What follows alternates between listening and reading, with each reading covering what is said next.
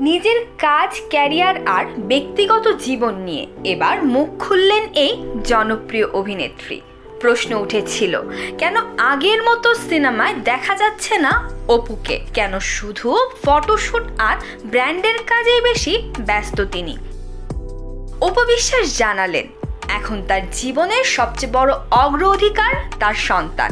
একজন মা হিসেবে সন্তানের সুন্দর ভবিষ্যতের জন্য তাকে সময় দেওয়াই সবচেয়ে গুরুত্বপূর্ণ মনে করছেন তিনি বলেন, সিনেমার শুটিংয়ের টানা অনেকদিন সময় দিতে হয়, কিন্তু এই মুহূর্তে সন্তানের পাশে থাকাটাই তার কাছে বেশি প্রয়োজন। তবে সিনেমা থেকে দূরে নন অপু। নিজের ব্যবসার পাশাপাশি নতুন সিনেমা শিকারের শুটিং নিয়েও ব্যস্ত রয়েছেন তিনি। দীর্ঘ 20 বছরের ক্যারিয়ারে অসংখ্য সাফল্য পাওয়া এই অভিনেত্রী জানান, একসময় বছরে 24টিরও বেশি সিনেমায় কাজ করেছেন তিনি। তাই নিজের অবস্থান নিয়ে কোনো প্রশ্নে ভেঙে পড়েন না।